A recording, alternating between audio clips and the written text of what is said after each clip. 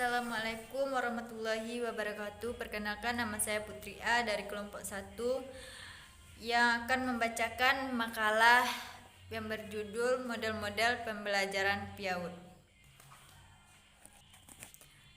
Pengertian model pembelajaran AUD.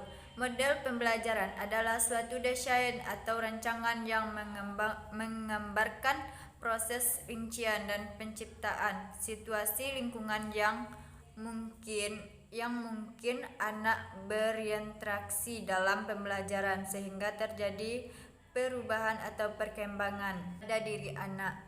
Adapun komponen model pembelajaran meliputi konsep, tujuan pembelajaran, materi atau tema, langkah-langkah, prosedur, metode, alat, sumber belajar, dan teknik evaluasi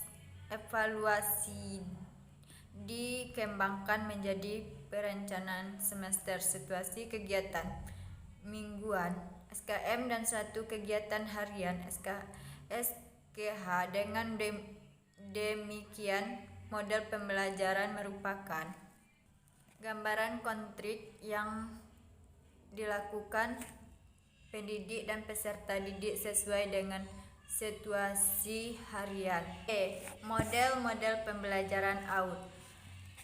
Pembelajaran anak usia dini dapat dikelompokkan menjadi 3 pendekatan, yaitu pembelajaran bebas, pembelajaran terpimpin, dan pembelajaran kondusif. 1. Pembelajaran bebas. Pengertian pembelajaran bebas merupakan suatu strategi pembelajaran yang memberikan kesempatan yang seluas-luasnya untuk mendapatkan pengalaman pembelajar yang bermakna kepada anak. Strategi ini sangat menguntungkan bagi anak yang memiliki kekuatan untuk mandiri. Anak yang mandiri menunjukkan kepemimpinannya, tidak terlalu tergantung dengan guru-guru. Bila perlu, anak datang kepada guru. Kreativitasnya dapat berkembang. Ia pun tidak bermakna kepada anak. Strategi ini sangat menguntungkan bagi anak yang memiliki kekuatan untuk mandiri. Anak yang mandiri menunjukkan kepemimpinannya, tidak terlalu tergantung dengan guru-guru. Bila perlu, anak datang kepada guru. Kreativitasnya dapat berkembang. Ia pun tidak canggung. Kebutuhan bermain anak dicukupi. Kegiatan bermain dihargai dan dianggap sebagai cermin kehidupan yang baik. 2. Pembelajaran terpimpin.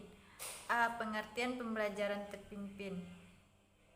Berbeda dengan pembelajaran bebas, pembelajaran terpimpin merupakan strategi yang sepenuhnya dididik guru.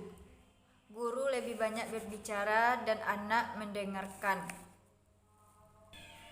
mengikuti contoh dan perintah guru, melakukan dari drill dan latihan sesuai rencana guru. Anak yang tidak dapat menanggap contoh dipisahkan dan dibetulkan guru.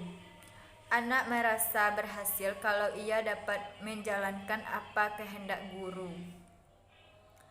Dibenarkan guru sehingga banyak anak membutuhkan pengertian guru terus-menerus untuk menyelesaikan tugasnya. 3. Pembelajaran kondusif. Pengertian pembelajaran kondusif ini merupakan kombinasi antara suasana pembelajaran bebas dengan suasana pembelajaran terpimpin. Guru dan anak berbagai proses pembelajaran, pengalaman. Guru berusaha menyimbangkan secara aktif antara kebebasan aktif bereksplorasi dan membatasi agar merasa aman ketika belajar. dan guru menciptakan lingkungan pembelajaran dengan penuh pilihan, minat, keteraturan dalam rutinitas. Anak diberi penguatan untuk mengekspresikan diri dan menjalankan kegiatan. Assalamualaikum warahmatullahi wabarakatuh. Saya Amanda Sabrina Hana dari kelompok 1. 4. Bermain sebagai aplikasi pembelajaran yang efektif di PAUD. Bagi anak, bermain merupakan suatu kegiatan yang sifatnya melekat langsung pada kodrat dan kebutuhan perkembangan anak. Anak usia dini lebih banyak belajar dari pengalaman berinteraksi dengan objek-objek konkret dan orang di sekitarnya, seperti teman, guru, orang tua, daripada melalui simbol-simbol tertulis. 1. Arti bermain. Bermain diartikan sebagai suatu kegiatan yang bersifat volunteer, spontan, terfokus pada proses, memberi ganjaran sebagai intrinsik, menyenangkan, aktif, dan fleksibel. Dalam bermain, anak bisa melakukan aktivitas yang mempraktekkan kemampuan dan keterampilannya dalam bidang kegiatan mencoba, meneliti, dan menemukan hal-hal baru. 2. Manfaat. Dengan bermain dapat membantu anak dalam mengembangkan banyak aspek fundamental dari perkembangan anak, baik fisik, intelektual, sosial, dan emosional. A. Bermain dapat mengembangkan otot-otot di saat anak melakukan kegiatan fisiknya. B. Bermain dapat mengembangkan keterampilan intelektual di saat anak terlibat dalam aktivitas yang menuntut pikirannya. C. Bermain dapat mengembangkan keterampilan sosial di saat sejumlah anak terlibat aktif dalam suatu interaksi dengan orang lain. D. Bermain dapat mengembangkan aspek emosi di saat anak belajar mengendalikan emosinya. 3. Mekanisme bermain sebagai pembelajaran. Untuk memfasilitasi aktivitas bermain anak, para pendidik perlu melakukan aktivitas berikut. A. Menyediakan dan mendesain lingkungan dengan perlengkapan 12 bermain yang kaya dan aman. B. Menyediakan waktu atau mengatur jadwal untuk aktivitas bermain yang fleksibel. C.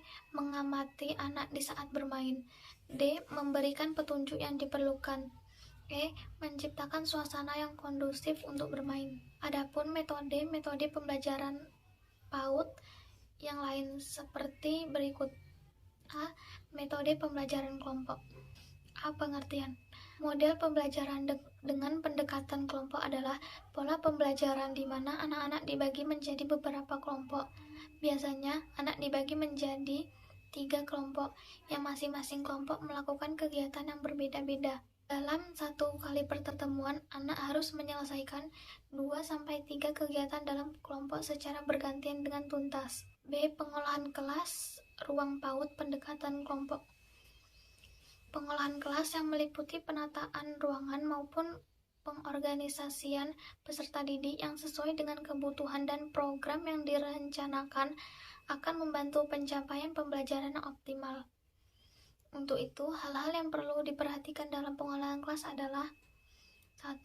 Penataan perabot di ruangan kelas. 2. Pengelompokan meja dan kursi anak. 3. Dinding dapat digunakan untuk menempel informasi yang dipergunakan sebagai sumber belajar. 4. Peletakan dan penyimpanan alat bermain diatur sedemikian rupa. 5. Alat bermain untuk kegiatan pengaman diatur dalam ruangan. 2. Model sudut. A. Pengertian. Sesuai dengan kurikulum PAUD 2013, model pembelajaran sudut adalah memberikan kesempatan kepada anak didik belajar dekat dengan kehidupan sehari-hari. Kegiatan belajar mengajar dengan sudut model pembelajaran berdasarkan sudut-sudut kegiatan, menggunakan langkah-langkah pembelajaran hampir sama dengan model pembelajaran area. Hanya sudut-sudut kegiatan merupakan pusat kegiatan berdasarkan minat anak. Alat-alat yang disediakan pada sudut-sudut kegiatan selayaknya lebih bervariasi dan sering diganti, disesuaikan dengan tema dan subtema yang dibahas. Assalamualaikum warahmatullahi wabarakatuh. Perkenalkan, nama saya Arpina Sapitri. Baiklah, di sini saya akan melanjutkan penjelasan dari teman saya Yang ketiga, model pembelajaran area. Model pembelajaran PAUD menggunakan model area sesuai kurikulum PAUD 2013. Lebih memberikan kesempatan kepada anak didik untuk memilih atau melakukan kegiatan sendiri sesuai dengan minatnya. Keterlibatan keluarga dalam pembelajaran itu sendiri dapat dilakukan melalui beberapa cara sebagai berikut. A. Anggota keluarga dilibatkan secara sukarela dalam kegiatan pembelajaran. Misalnya, orang tua dilibatkan dalam mempersiapkan pengaturan media pembelajaran dan menjadi model dalam pembelajaran tertentu. B. Anggota keluarga bermitra dengan PAUD dalam membuat keputusan tentang anak. Misalnya, orang tua diminta pertimbangannya perihal kebutuhan layanan khusus individu untuk anak. Dan yang keempat adalah model pembelajaran sentra.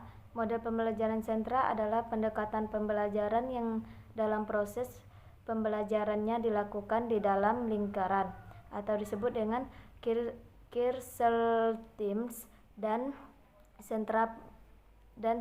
sentra bermain. Lingkaran adalah saat di mana pendidikan duduk bersama anak dengan posisi melingkar untuk memberikan pijakan kepada anak yang dilakukan sebelum dan sesudah bermain. Pembelajaran area ini mencakup 3 pilar utama, yaitu 1. Konstruktivitas, 2. Sesuai dengan perkembangan, dan 3. Pendidikan progresif. C. Pendekatan dalam anak usia dini. Pendekatan pembelajaran pada pendidikan anak usia dini hendaknya memperhatikan prinsip-prinsip sebagai berikut. Yang pertama, berorientasi pada kebutuhan anak. Kegiatan pembelajaran pada anak dini harus senantiasa berorientasi kepada kebutuhan anak. Anak usia dini adalah anak yang sedang membutuhkan upaya-upaya pendidikan untuk mencapai optimalisasi semua aspek perkembangan, baik perkembangan fisik maupun psikis, intelektual, bahasa, motorik, dan sosio-emosional. Dan B. Belajar sambil bermain.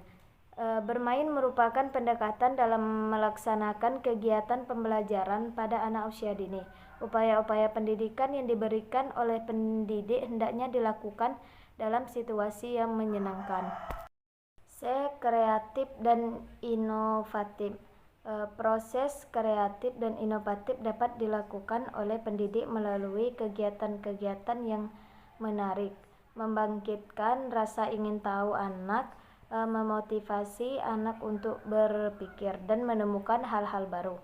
D. Lingkungan kondusif. Lingkungan harus diciptakan sedemikian menarik sehingga anak akan betah. Lingkungan fisik hendaknya memperhatikan keamanan dan kenyamanan anak bermain. E. Tema. Jika pembelajaran yang dilakukan memanfaatkan tema, maka pemilihan tema dalam kegiatan hendaknya dikembangkan dari hal-hal yang paling dekat dengan anak, sederhana serta menarik minat anak. F. Mengembangkan keterampilan hidup. Proses pembelajaran harus diarahkan untuk mengembangkan keterampilan hidup. Pengembangan konsep keterampilan hidup didasarkan pada 2 tujuan, yaitu A. Memiliki kemampuan untuk menolong diri sendiri, self-help, disiplin, dan sosialisasi. B. Memiliki bekal keterampilan dasar dan beranjak dari tema jenjang selanjutnya. G. Menggunakan pembelajaran terpadu. Kegiatan pembelajaran hendaknya dirancang dengan menggunakan model pembelajaran terpadu dan beranjak dari tema yang menarik minat anak atau center of interest. Kegiatan pembelajaran disajikan secara terintegrasi dalam suatu aktivitas yang dilakukan oleh anak. H. Pembelajaran berorientasi pada prinsip-prinsip perkembangan anak, yaitu 1. Anak belajar Anak belajar dengan sebaik-baiknya apabila kebutuhan fisiknya terpenuhi serta merasakan aman dan tentram secara psikologis. 2. Siklus belajar anak selalu berulang. 3. Anak belajar melalui interaksi sosial dengan orang dewasa dan anak-anak lainnya. 4. Minat anak dan keingintahuannya memotivasi belajarnya. 5. Perkembangan dan belajar anak harus memperhatikan perbedaan individual. Baiklah, mungkin hanya ini dapat kami jelaskan dari permakalah kami. Saya akhiri dengan wassalamualaikum warahmatullahi wabarakatuh.